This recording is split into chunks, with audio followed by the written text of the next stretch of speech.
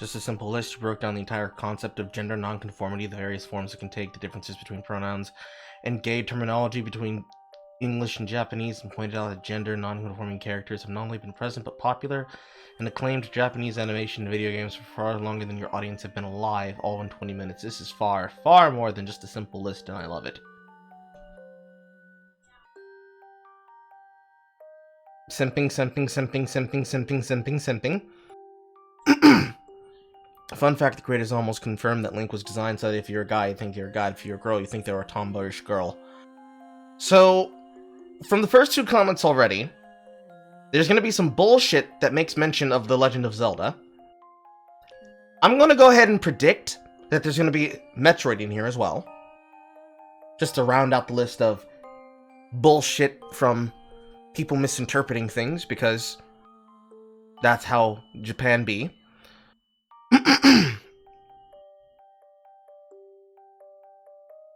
Fun fact, not all languages have gender built in. Say Hungarian has no gendered pronouns. The whole situation with pronouns and gender in English is frankly hilarious from a Hungarian perspective. Bless you for addressing the both non-human, non-binary trope, and the androgyny does not equal non-binary thing. Most have been personal frustration for me for years. So, this is not a problem. This is not a fault or a problem of media. This is the fault of the person reading the media. No one made you feel like that. You've just decided that that was a problem that upset you. I would say stop doing that to yourself.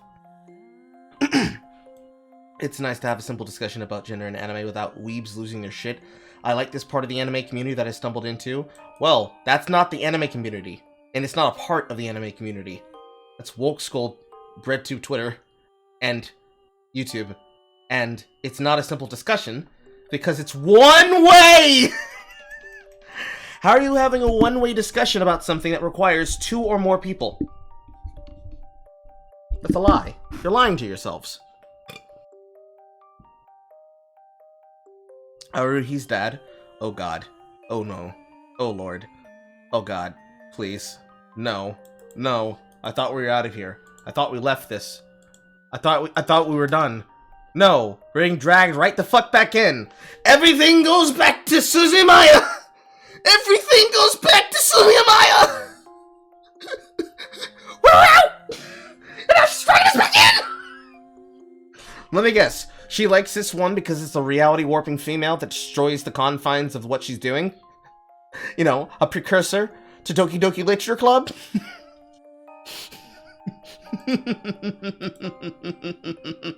And of course, I'll run host clubs in here too.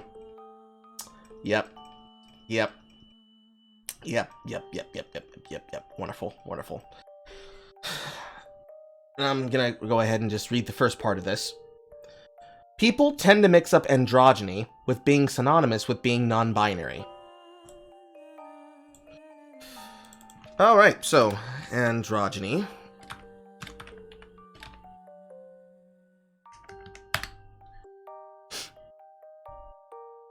Just go with definition. Because we know these things are not going to be accurate because they get changed all the fucking time. Let's go with Merriam-Webster, even though it's one of the more cucked ones. Quality or state of something being neither specifically feminine or masculine, the combination of feminine and masculine characteristics, the quality or state of being androgynous. So, for those who have yet to see SMT5's protagonist,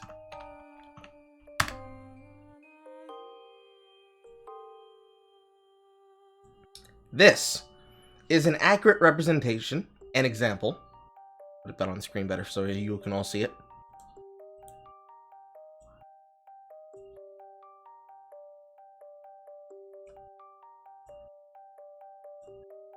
This protagonist is a better case example of what androgyny looks like.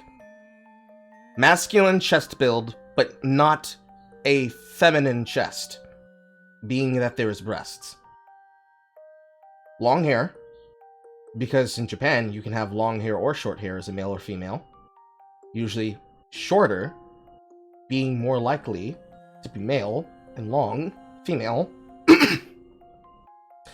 And a nondescript build with nondescript colors that neither betray the arrows or the perceptive signifier of this being anything else but some SMT bullshit.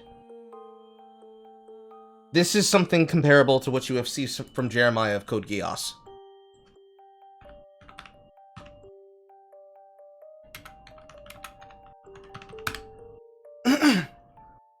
Particularly this version of Jeremiah. However, this is kind of the same concept if you consider his entire costume when he adopts this new form of dress. Same idea, however, you can tell that this is masculine in nature, whereas this one would not be. Meanwhile,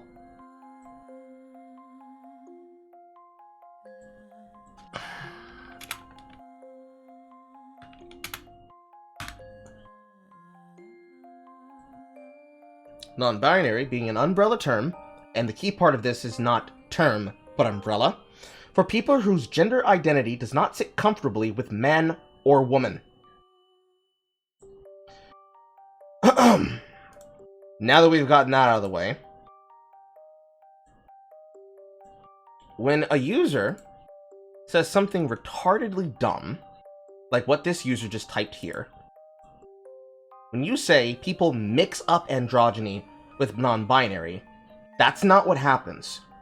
People choose to dress themselves in an extremely abnormal way to be different, and to stand out, and to look special in a crowd. But then, when you go with what they look like more often than not, they decide, on top of being gender fluid, to decide, oh no, I'm not a woman today, I'm a man. Or how dare you assume my pronouns, even though they may identify often with woman than they do with man. This is the exact problem that we see often with Sonic Fox.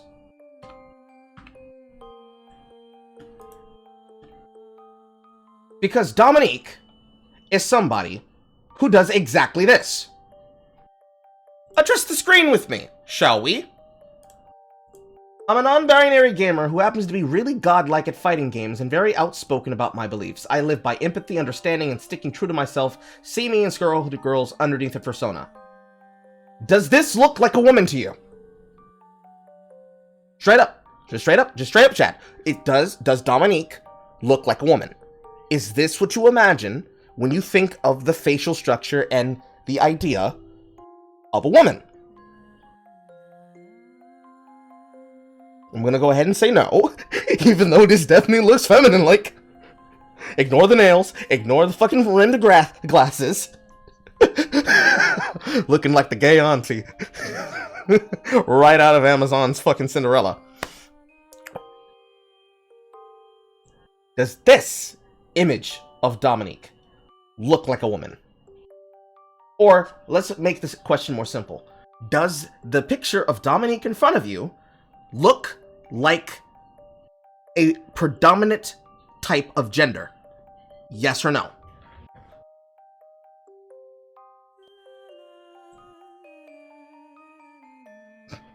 Also, Moon, be respectful. Last Remnant remaster? No. Last Remnant never got a remaster. I'll check the results on that in a second.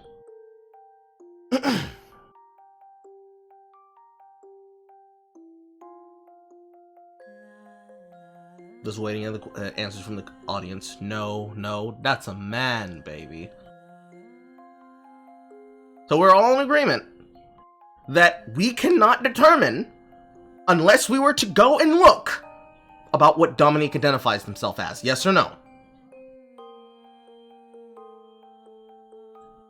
Just close this now. I'm no longer playing.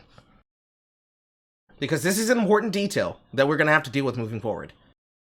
And I have to do this before we even watch, because from the comments alone, we can already tell what kind of video Noralities has already made here. We have people in the audience that have decided that words don't mean what words are supposed to mean. And have decided that we're just going to use words freely, and in whatever way we decided we want to, just because we want to. And this is not helpful. Doesn't help a lot of things.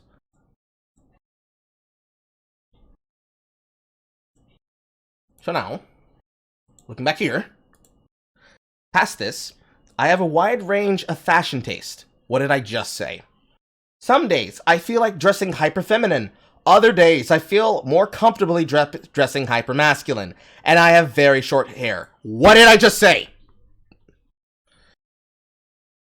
When you decide that you're going to use and pick and choose ideologies, and then you're going to decide to dress in a way to be hyper-confusing, you cannot then approach people with arguments on the internet, addressing your ideas and beliefs, and act as though that shit is confusing.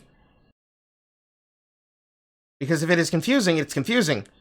If it's confusing and then you say, no, it's not, it's completely understandable. You just decide you just wanted to misgender me. And we're clearly someone's playing games. This user in question is playing games. Look at this shit. Look at this shit.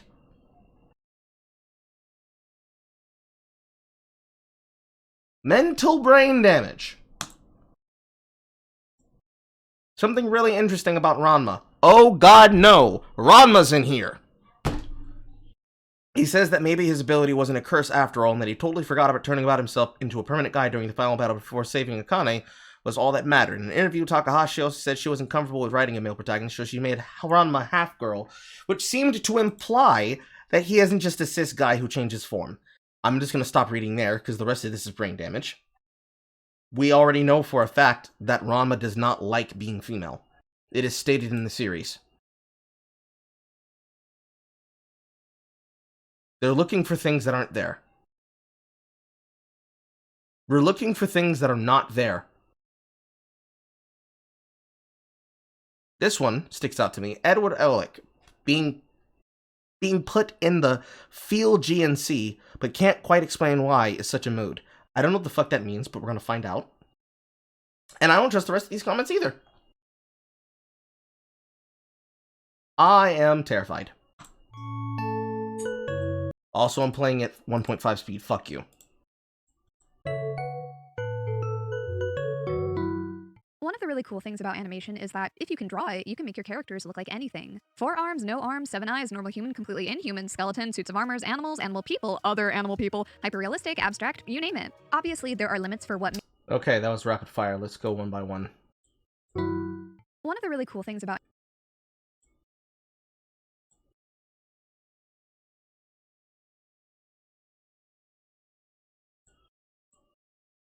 animation is that if you can draw it, you can make your characters look like anything. So that's Cuphead. 4 arms, no... Steven Universe. Spirited Away. 4 arms, 7 eyes, normal... An anime that I don't recognize. The Owl House. Human, completely... I'm pretty sure that's also a Studio Ghibli. Inhuman, skeletons... Old Tex Avery, if not Flesher, Rubber Hose Arm cartoon. Suits of armors and... Full Metal Alchemist or Full Metal Alchemist Brotherhood. Another anime that I don't recognize. Animal people. Little Mermaid. Other animal people. Beastars. Hyper-realistic, Resident Evil Village, which is Resident Evil 8. And Soul. You name it. Obviously, there are limits. And then right back to Spirited Away. For what may or may not be practical, but the... Brotherhood. Spirited Away. Possibilities are only limited... Spirited Away. ...by your imagination. Basically, the way a character is designed can either convey a lot of information about... This is an old instructional. I don't remember what it's for. ...a character, or the limits of the designer. And with something as fluid and expansive I don't recognize this anime. as animation, where you can design a character to look like practically anything, I think that's really interesting to see how that translates to gender identity. And somebody deciding that they want to be upset about art design. Alright, we're already off to a horrible start.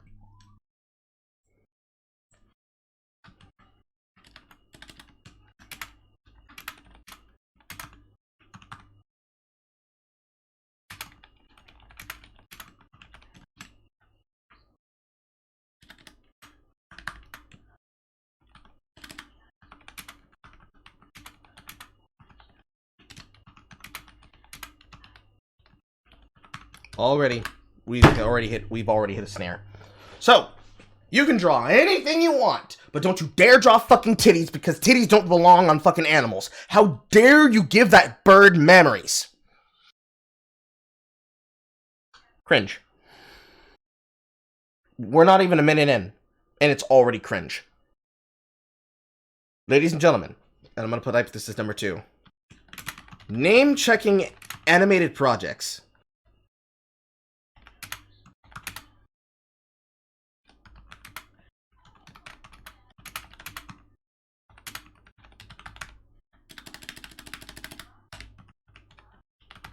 Name-checking animation and popular animation products is not an argument. You need to actually present your case.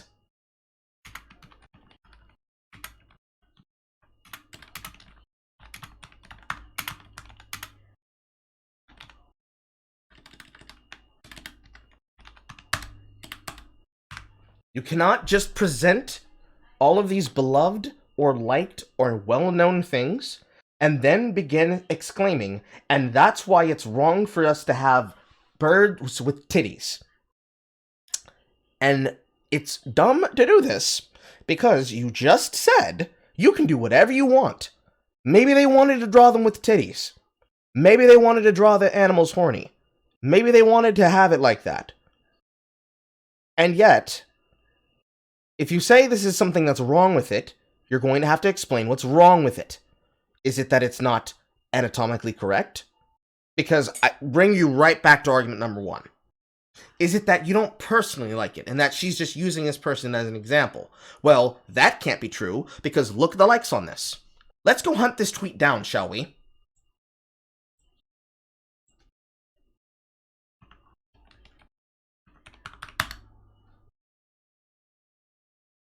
So, Slimy Hister doesn't follow anybody I know, has a Tumblr account, identifies as they, them, so we can already tell why this person's personally disgusted.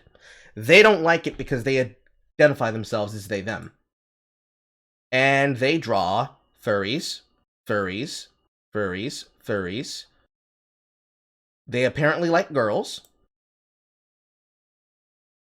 female and male body types, gay,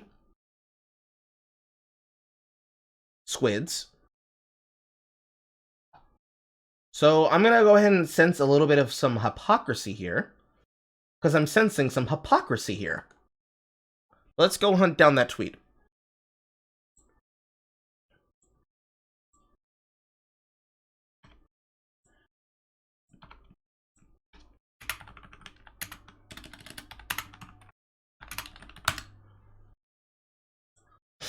This tweet was made on July 12th, 2020. It has 152,000.9k likes. A bunch of quote tweets and a bunch of retweets. Been watching more animated movies lately, and I go apeshit anytime, every time the animal designs are like this. Like, okay, there's always been a criticism of fantasy species, and the females always look like recolored human women versus the males that look like actual cool monster designs. But this, when they're based on real animal species, and the differences between male and female are not like this. Argue for stylistic choice all you want, but when the consistent detail trait that is used across the board for animal female creatures is boobs and eyelashes, then we have a fucking problem. No, we fucking don't. And here's my mutual. The way I handle this is remember that it's all fictional and that I shouldn't take it as a nature documentary, but that's just me. And of course, other people being angry as hell for no other reason. I find this odd in robot designs. It's a machine. Why does it need boobs? To fit memory or RAM? Is that hair a chunk? Also, that hair is this chunk of metal. Believe it or not, my breasts have over 1,000 terabytes of memory. It is ironic because everything I just said is everything they just demonstrated. This is the reason why people don't take people serious when they start talking about animation and design. It's why I don't take Noralities serious when she talks about animation and design, because I don't care what she does personally. She's coping here. She has to stop. This is ridiculous. It's dumb. In presentation, gender is often thought of as two separate boxes, either male or female, and you're one or the other, when in reality, many of these identifiers are arbitrary and gender is a spectrum. Cultural. No. If you came through the legs of a woman, you were birthed by a woman. That's just science, my friend. What, she's being science-anized now? But no, seriously. No. If you want to say the way that you choose to express your masculinity or your femininity is a spectrum, oh, absolutely. You can be like me and have your friends buy you things like whore earrings and whore accessories. I got earrings from Morty. I got this bracelet from Morty. I've got some hair clips that I don't use because I don't need them right now. I have scarves. I have headbands, mainly because I sweat like a pig. But all of these things would be something we consider feminine. because it's not common that you see men wear headbands, with the exception of the kind that are based in fur or just in fluff that go around your wrists to stop you from sweating when you're playing basketball. These ones, the ones designed for hot yoga, are more common with the more metrosexual interpretation of living in either Japan or living in SoCal, where you spend a lot of time outside and you do a lot of exercise and you're very active. So you get these so that you never have to take them off, because this motherfucker will absorb a lot of sweat. At least 8 times the amount of liquids that you excrete a day. So, depending on how you choose to interpret your internal desire versus your external appearance, says everything about who you are and what you think is valuable. The problem with, well, it's just 2 sides, is that we just have an individual down here demonstrating that they are somebody who likes to pick and choose. If they identify as female and then dress butch, that's one thing. That's an entire style. But at the end of the day, they still fuck women. If they do the same thing and they become a lipstick lesbian rather than a chapstick lesbian, which is to become very hyperfeminine, at the end of the day, they still have to be a lesbian. The way that people like to choose their identities here, and they choose their fashion senses here, is they decide to mix and match based on what they think is hot to do that day. So that means women who decide to dress like women, but will also go after men aggressively like they are butch. Being aggressive to men while wearing men's clothing, but then expecting men to react the way to them if they were to meet a cis person in public, like they are not men but women. So to put that in ways that make sense, a woman who dresses in a 3-piece suit goes out in public and tries to hit on a person who would not be very receptive or maybe even interested in a woman who is dressed like Sailor fucking Neptune. Or is it Uranus? Uranus. No, was I right the other way? It doesn't matter. The butch one. You know which one I'm talking about, ladies and gentlemen. If you see that out in public, and you're not a fan of something like King of Fighters, so you wouldn't receive and respond well to something dressed like King, even though all of us would be into that, this is the reality here. This is the picking and choosing problem. If you decide to switch to mix and match as you desire, because sexuality is a spectrum, and gender is a spectrum, but then you decide to pick and choose the rules when they suit you, what you're really doing is being extra confusing to people. And you're putting yourself in danger. There's an entire reality of this where this responds to trans people. Because that wonderful, well, you see, I don't tell people that I'm trans because what if a guy that I was hitting on found out that I was trans? Well, that would be considered rape if you did that without his knowing. And that's what happens when you play these games. You win very dangerous prizes. I don't think that Noralities is going to address that. Again, we're exactly 1 second away from being admitted in, and there's already so much wrong. Generally, we tend to perceive different traits and attributes as either masculine or feminine, even when some of those attributes aren't at all gender-specific, like hair length. There's the relatively recent concept of branding pink and blue as code to Hair length is not something that is masculine and feminine because of society. It is something that is based on your genetics and culture. We as individuals may not think our hair has a gender component. Society thinks it has a gender component, and that is what makes it stupid. Also, this is a wonderful case example to demonstrate this thing that we all like to talk about, called the gender pay gap and the pink tax. This is a key case example right here on screen, that it's not real. 2 products, both of them made by the same company. One is marketed towards men, another one is marketed towards women. They both do the exact same thing.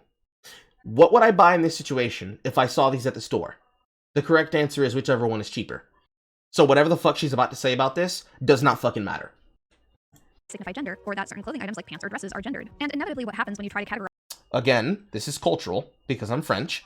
So, In France, in Versailles, kings wore stockings, and they also wore, occasionally, high heels. And that's because aristocracy liked to be dapper.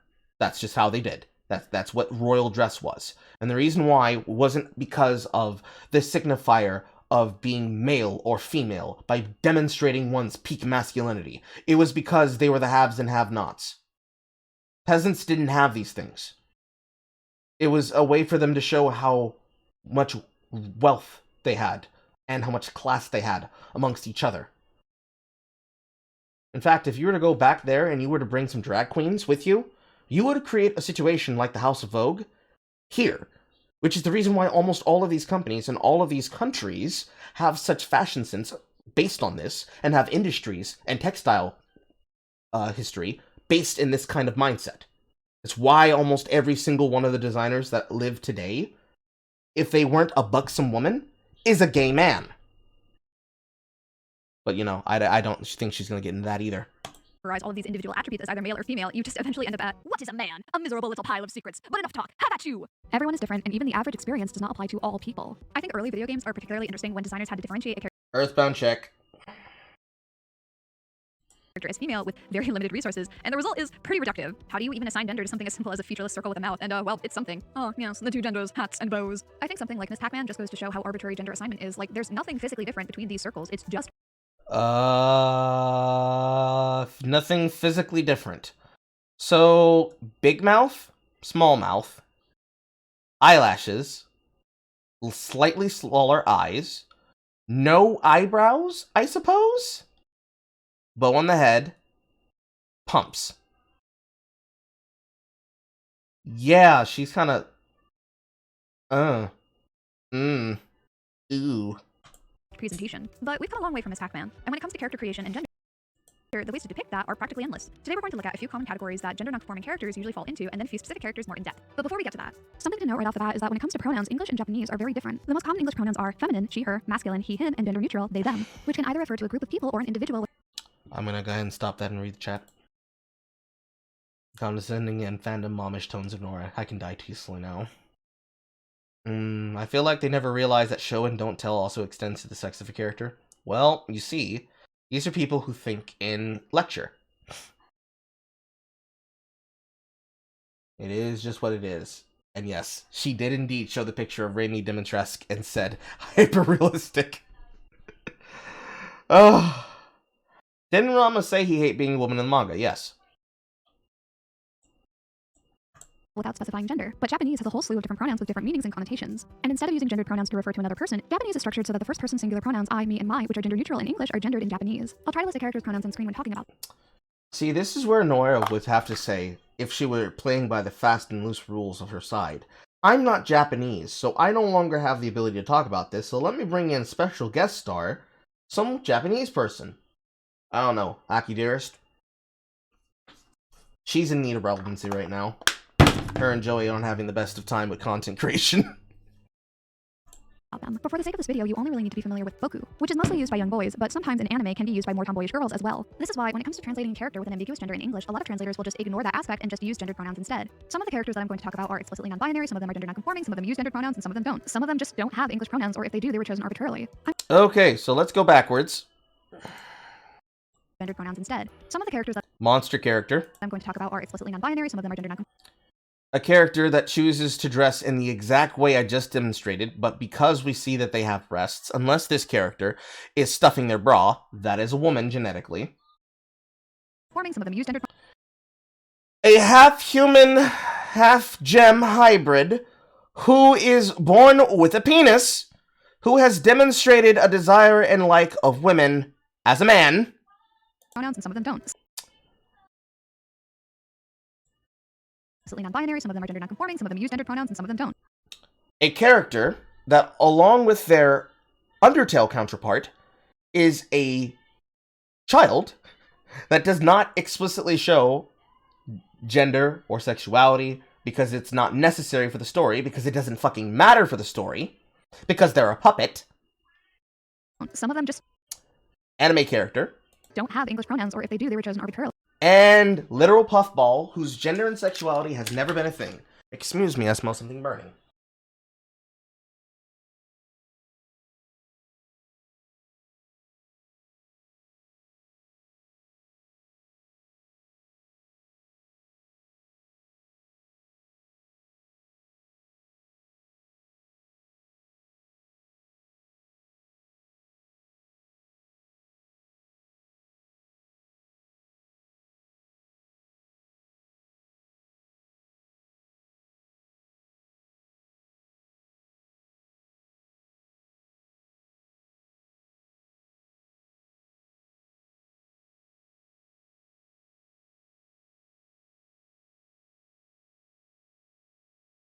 Fortunately, it's not anything in the house. It's my dumbass brother burning something in the backyard. Because he thinks he knows how a fire pit works, so he deconstructed the fire pit. I'm going to do my best not to misgender anyone, but remember, at the end of the day, these characters are fictional, and I can't ask what their preferred pronouns are. Also, this is literally just my opinion. I'm only offering... If you can't ask the characters what their preferred pronouns are, why would you matter, and why would it matter, and why would you get hung up on that fucking detail? A few of many potential possibilities of how these characters might be interpreted as, and I'm not trying to contradict anyone who might read these characters differently than I would. Also... You kind of are, though, because it doesn't matter. Also, this is a character who is trans. This is not a character who is trans. This is a character who was bullied into dressing more like a girl because of the fact that they didn't want to be bullied anymore, so they went with the easiest method possible. Ed is very clearly a girl. Female, lots of gay. A boy who dresses like a girl because he is his own man. A literal demon. And a gag of Mario. And a robot that is voiced by a female Korean. So they sound like a female, but could also be a child, since they were meant to be childlike. Oh my god! Stop reaching, Nora! This list is in no way going to be comprehensive, so if I miss your personal favorite gender non-conforming icon, please feel free to leave a comment. Agender aliens. One of the ways to explore gender is through sci-fi or fantasy where an author can create a whole species that isn't limited by the human experience. Aliens are one of the most common examples because by principle they're fundamentally different from humans. Maybe they don't sexually reproduce, making the concept of gender completely irrelevant. Like in Steven Universe and Land of the Lustrous where the aliens are made of gemstones and are agender. Despite this, the Steven Universe gems almost always use she, her pronouns, while the Land of the Lustrous gems use the pronoun boku to refer to themselves, and the English dub put a lot of work in to not use any gendered language for the characters. Kirby is a hungry pink little alien blob who was given he, him pronouns in English, but whose gender has been deliberately left ambiguous in Japanese. Maybe your alien species doesn't have a fixed physical form and can change at will, like Double Trouble, a non-binary shapeshifter that uses they, them pronouns. However, this trope isn't limited to aliens. Monsters, robots, and other humanoid creatures can also fall into this category. Envy from Fullmetal Alchemist is a shapeshifting homunculus and never uses pronouns to refer to themselves and instead refers to themselves in name only. The chimera ants from Hunter x Hunter are a mixture of humans and animals that do have a fixed concept of gender, but Neferupito is ambiguously gendered. They use boku to refer to themselves, and in the anime they were given a slightly fuller chest than in the manga. Metaton from Undertale, the ghost in the machine, and overdramatic pop star wears pink heels, full-length dresses, and glam makeup. Many fans interpret Metaton as a trans man due to his diary entries from when he was a... Metaton is not trans. It is a flamboyant robot, or rather a flamboyant ghost who wanted to become capable of being fashionable. If anything, it would make the character Metro, because the character doesn't have a gender, because the character is a ghost, and the character is possessing animatronics, which makes them not alive. Meaning, literally doesn't matter. Ghost, because of his feelings about the robot body Alphys wanted to build for him, which, in his words, is a form beyond my wildest fantasies. In a form like that, I could finally feel like myself. Which is pretty interesting considering that the other ghosts in Undertale, like Napstablook and the Mad Dummy, are referred to with they, them pronouns. And actually, the Mad Dummy has some very similar dialogue after they possess an animatronic anime cat girl and become Mad Mew Mew, who then uses she, her pronouns, which I think lends a further level of credence to the transitioning interpretation. Anyway, there's a lot of cool fun stuff that can be done with non-human characters in regards to gender. However, one of the problems with the way non-binary characters are depicted in media is that the majority of them are aliens, monsters, or robots, meaning that their gender identity is inherently tied to their non-humanness and is just a product of their unique biology. Now here's the thing. A lot of these characters, like the Crystal Gems and Double Trouble, are made by non-binary creators, and this is because characters that have no fixed biological concept of gender or can shapeshift at will are absolutely a power fantasy for non-binary people. This only becomes a problem when it's the only way that non-binary people are represented in media, because it doesn't... Here's the thing, though. Noelle Stevenson is not non-binary. She is a lesbian who decides to be non-binary because it gets her more work in the industry. And Rebecca Sugar is a woman who fucks both genders. However, she doesn't actually identify herself as cis. She just decides. She just goes where the flow goes, which is basically also where her career takes her. Considering that she held a relationship with the creator of OKKO during the time of her show run, and his show run, we're gonna go ahead and say that she is a bisexual. Neither of those things explains anything. You're saying words.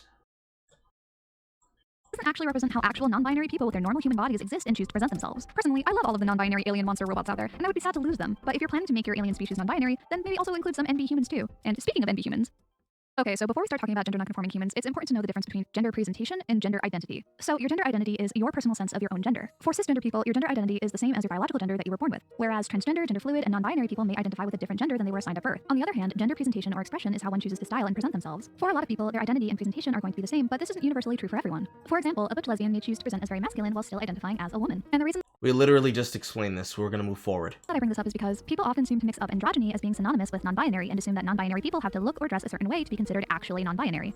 No, it has to do with them sticking to the identity they choose. See again, this person who does exactly that. You have to stick to, if you say that you are gay, you must continue to also be gay. Not change your shit just because, ooh, I had a little bit of the touch of the zizzurp, and now because I had some zizzurp, I now think I want to suck some pain. That's not how it works. That's not how it's supposed to work, at least.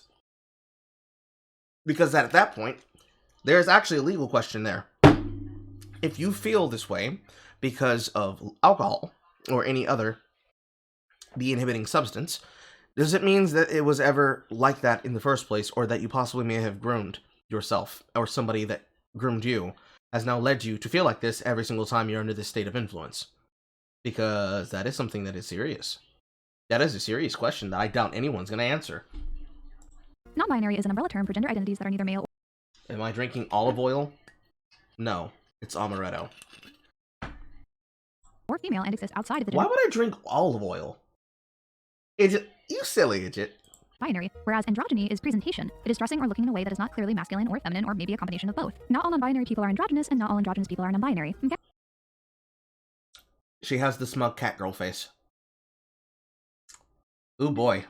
So, play this shit back. Androgynous and not all androgynous people are non-binary. Okay? As androgyny is presentation. It is dressing or looking in a way that Alright, so, in front of us, we have Prince, who, along with Michael Jackson, owns the concept of androgyny. However, the thing about Prince is that he was intentionally being counterculture by dressing in a fashion that would have been considered, to use Charlie Murphy's words, fruity, which was the old word for gay. Or as my mother said, somebody who has a little bit too much sugar in his spice. is not clearly masculine or feminine. That also goes along with David Bowie. But notice, of these people that she's calling out and exempling, these are musicians who are known for being move makers. Not just in their music, but also in fashion. And David Bowie, on top of, with people like, say, Freddie Mercury, are people who were solely and always either gay or bisexual. Some of it being because it's the lifestyle of a rock and roll star. The other of it being that's just how they were. In the case of Prince, that's how he was. In the case of Michael Jackson, that's how he was. And that man was always straight. Or maybe a combination of both. Not all non-binary people are androgynous, and not all androgynous people are non-binary. Okay? So in this next category, we have a couple of examples of human characters where they present in a way that is gender non-conforming, but it's unclear if this also applies to their sense of gender identity. And first up is Kashima from Monthly Girls Masaki-kun. At the very least, Kashima is 100% a theater gay. Kashima plays the leading role of a prince in the school plays, similar to the Takarazuka Revue, which is a Japanese musical theater group where all the roles are performed by women. Physically, Kashima is tall, flat-chested, and keeps her hair cut short, and when she gets sick one day and her voice is really low and gravelly, she wears a boy's uniform. And outside of school, her casual clothes are all typically masculine. Kashima uses the watashi pronoun, which is a slightly formal, non-gendered way to refer to oneself, but is typically used by women in casual conversation. Utena, the titular character from Revolutionary Girl Utena, wants to become a prince, refers to herself using boku, and wears a boy's uniform, and that's all normal for her. Utena picks and chooses what she likes from the gender binary without any regards to rules or labels. And if that means she's going to show up to school with long hair, a boy's uniform on top, and booty shorts on the bottom, well, frankly, nothing's going to stop her. Kurapika from Hunter x Hunter. Okay, those first two examples were decent, but then she decided to try and insert some bullshit here. I can still smell the fire from the backyard. Utena is like that because it was an expressive decision for the anime and the time in which the anime was made. That does not make it gender non-conforming. It's the same idea as if a girl were to do the exact same thing as wearing a boy's uniform because she doesn't like the girl's uniform. That is not an argument towards your point. That's you picking and choosing what works and what doesn't. Wears the traditional robes of his people, which is basically a dress. He wears earrings, his hair long, and disguised himself as a woman a couple of times. And of course, we can't forget Howl, Pendragon, I see no point in living if I can't be beautiful, Jenkins, disaster wizard extraordinaire. Howl is a bit of a peacock. He puts a lot of time into looking good, including dyeing his hair, wearing jewelry, and of course, his iconic pink jacket. As for animated characters that actually identify as gender non-conforming, well, like I said, it's pretty slim pickings. The human children from Undertale and Deltarune, Chris, Kara, and Frisk all use they-them pronouns and dress in a way that is androgynous. While these characters are mostly the silent protagonist type, Chris is exclusively referred to by their friends and family with they-them pronouns, and it makes me so unbelievably happy to see that. In Soul Eater, It's because it doesn't matter for the plot, and the entire point is it doesn't matter what their gender is, because the story wouldn't change if Chris were a woman or a man, and it certainly wouldn't change if Chris were a boy or a girl. Or, excuse me, Frisk was a boy or a girl, considering that you would still kill people or save people. It's not locked to a gender path. It's the least important thing about the story of Undertale. Or Deltarune. But that we expected that's a gimme. Or the English translation of the manga and anime defaulted to using he/him pronouns for Krona. But the creator Atsushi Okubo has made a point to never specify Krona's gender, and that their gender is simply unknown. And the new 2020 translation of the manga uses they/them pronouns for Krona, and that's so exciting! There are also several examples of characters in anime that are more or less explicitly transgender, like Let's replay that really quick. Krona, and that's so exciting! See that? In Soul Eater, the English translation of the manga and anime defaulted to using he/him pronouns for Krona. But the creator Atsushi Okubo has made a point to never specify Krona's gender, and that their gender is simply unknown. And the new 2020 translation of the manga uses they/them pronouns for Krona, and that's... And on screen here, a perfect case example of why we don't like translations. In the new translation. In other words, in the remade localization done for the region.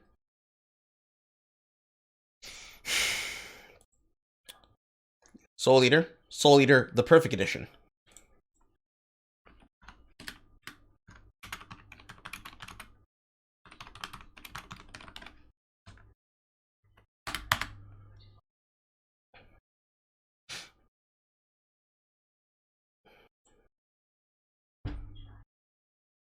Book 1 out of 7, 1770. Each book around the cost range of about $20. Versus the original paperbacks being sold for $2.85. And the complete series on Blu-ray for $31.99. Ladies and gentlemen, please save your money. Please save your money. Please save your money. Please save your money. Save your money. Jesus fucking Christ. And yes, that is true. Krona was done that way because Krona was abused. And treated like an object.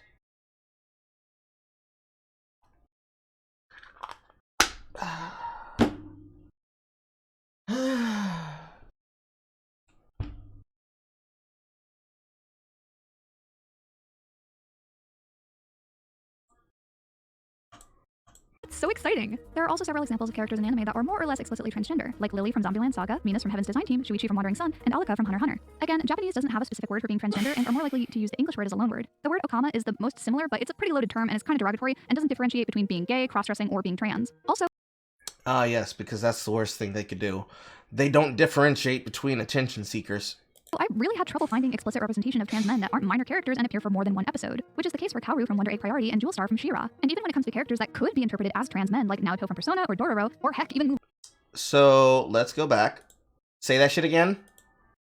from She-Ra. And even when it comes to characters that could be interpreted as trans men, like Naoto from Naruto is not a trans man. It is a woman who dresses in men's clothing because they take up a job that is seen as masculine, that being a police officer, and did not feel comfortable in themselves until down their route you make them feel more comfortable and confident as a woman to then own up to doing their job as a woman. Literally as writ. You are using the Persona 4 golden fan art, or rather official art for her, which means this implies that you have seen the entire run of the game.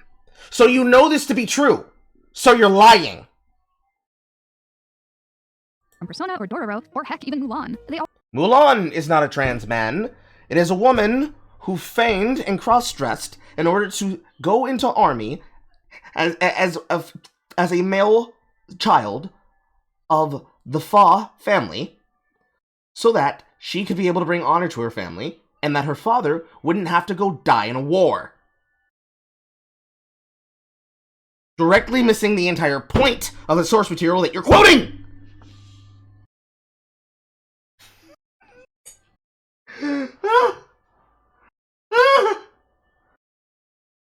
Between this, Persona 4, and the never-ending crope fest that is Astolfo haters, this shit has been debunked so many fucking times. But hey, that's next up Noralities! always seem to have some deliberate point made in the storyline about how they're not trans and they're only cross-dressing for plot reasons. So that's pretty It's not plot reasons, it's backstory reasons. It is an entire franchise spin-off that is about personality types and details. But, you know, that's gonna stop her. frustrating. Anyway, that being said, those are just a couple of ways to present a gender nonconforming And no, it's frustrating for you because it means you're not able to twist it to your narrative. character. But before we move on, here's an honorary mention to all the characters that I feel like have big gender Let's see here. Edward Elrick. Anyway, Let's that go being down said, this those are list. just a couple Let's of go ways down to this present a list. gender nonconforming Let's character. down Before this we move list. on, here's an honorary mention to So, Edward Elrick. A character inside of a fantasy universe where the entirety of the plot of the show is taking place in a fantasy alternative of Europe.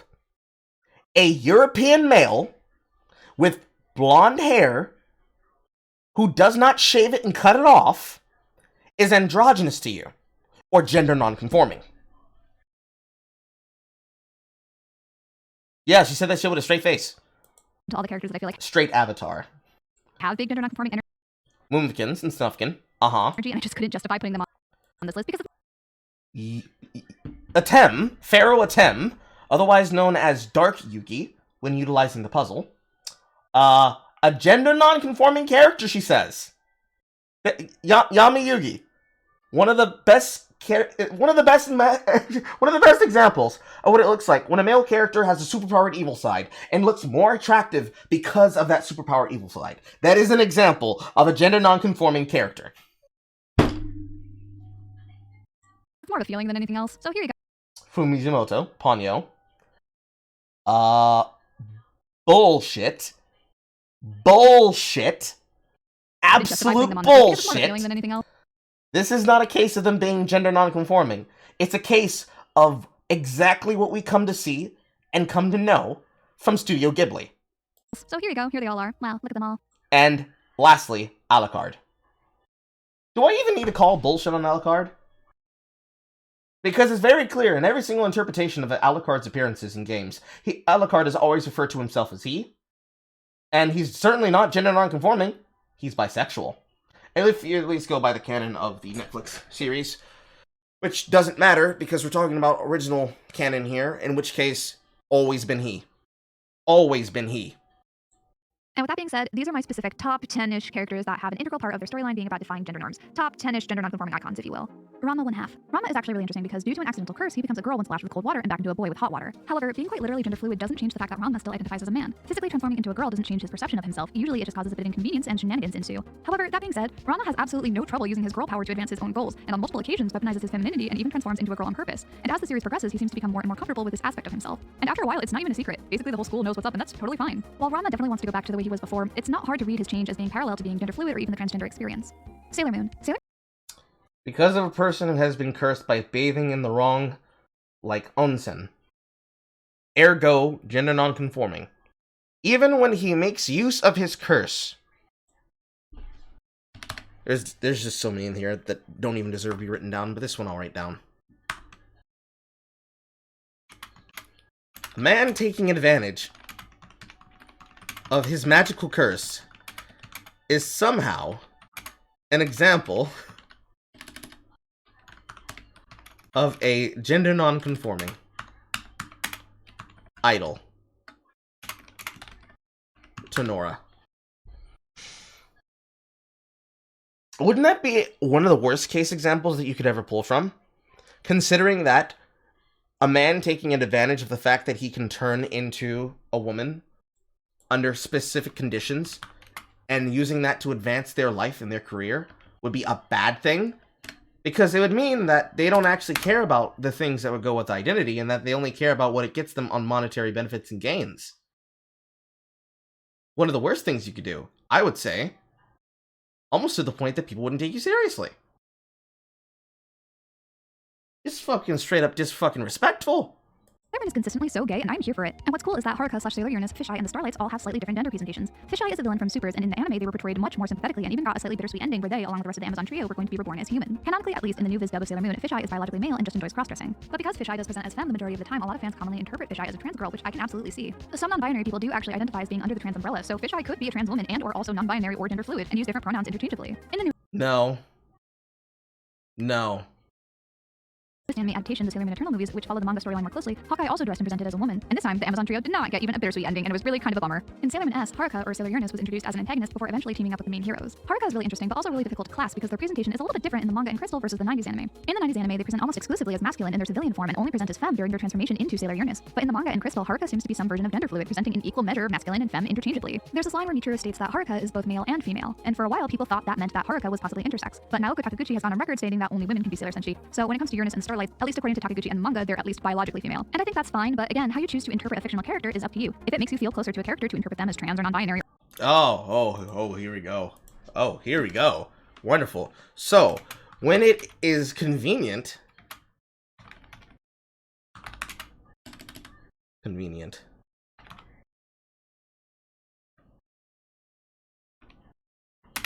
go with Word of God. When inconvenient, abuse the shit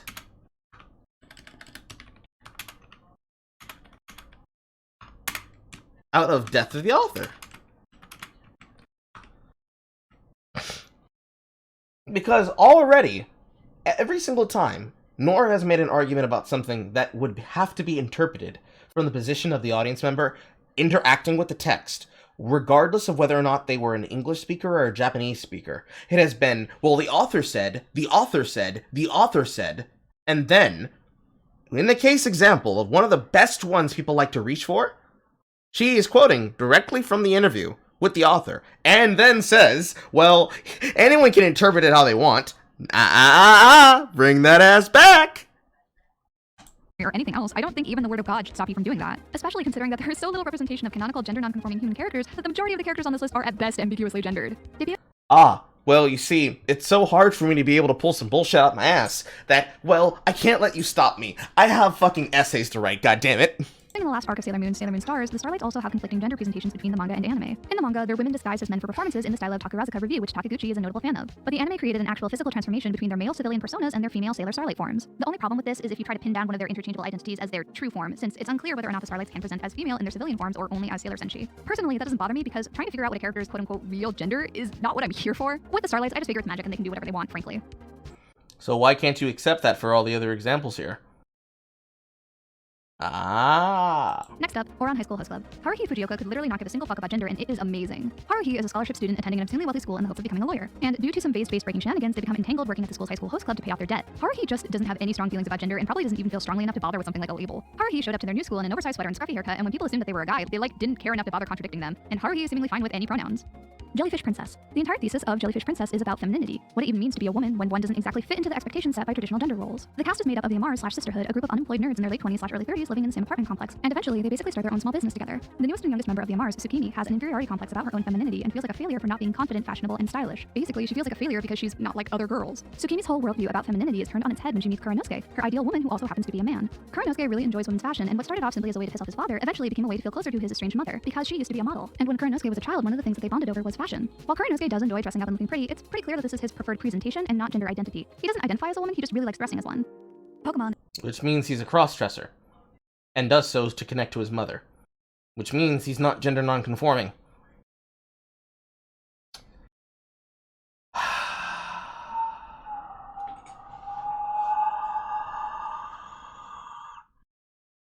How delightfully generous of Nora to allow us different interpretations.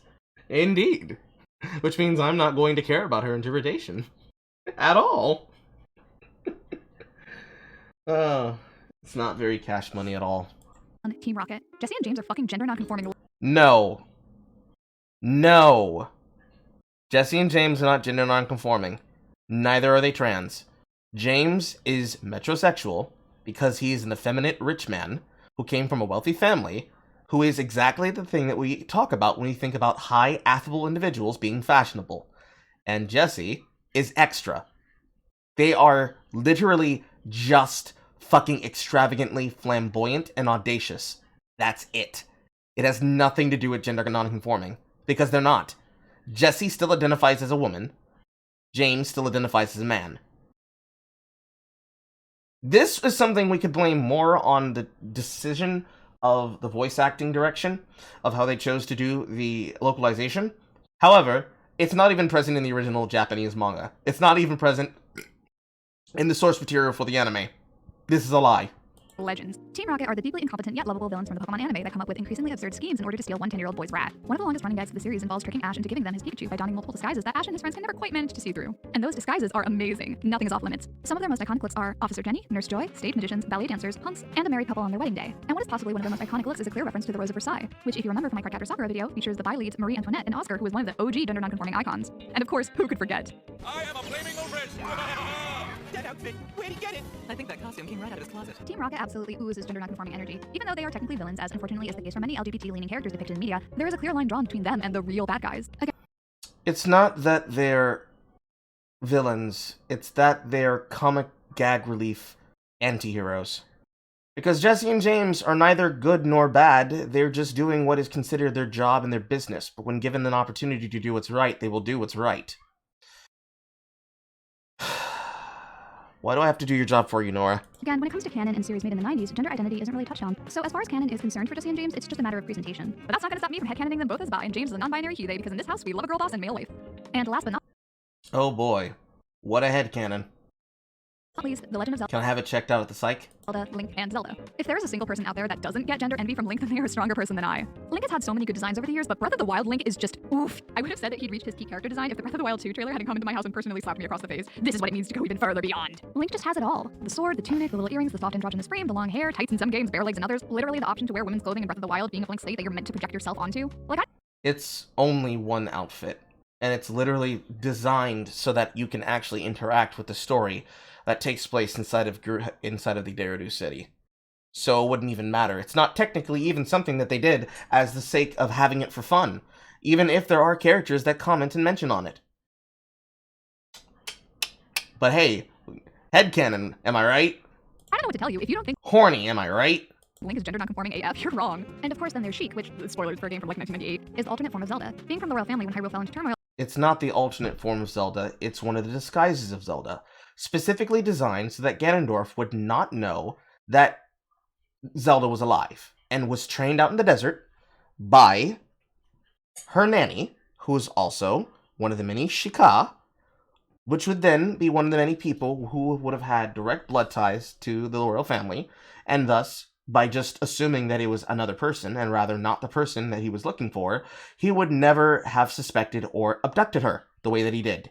And the exact moment that he did, he abducted her ass in a fucking crystal and teleported her to the top of the fucking tower.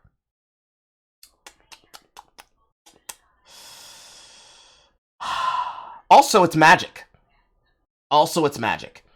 Sheik's entire form is augmented and based in magic. It's been explained in Melee when Sheik was introduced. It's been explained in the series from where this form comes from. It has been explained as that every single time the Sheik form comes up, it is literally augmented royal magic that allows Zelda to augment her appearance, make Sheik look as though he has muscles rather than breasts, and even though it is literally just Zelda female, always presented as an entirely different personality because it is an alter fucking ego for the purposes of espionage. But never you let that stop you. Gender non-conforming, guys. Gender non-conforming. Man, and became a fucking ninja assassin. Hell yeah. Again, I prefer to ignore the word of God when it comes to Sheik's gender identity that says that Sheik is still a girl and just Zelda's disguise and not actually a physical transformation with magic. Oh, what's that? Ignoring the canon again? You don't say.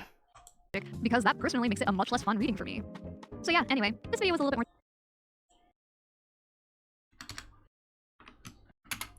Ignoring the canon.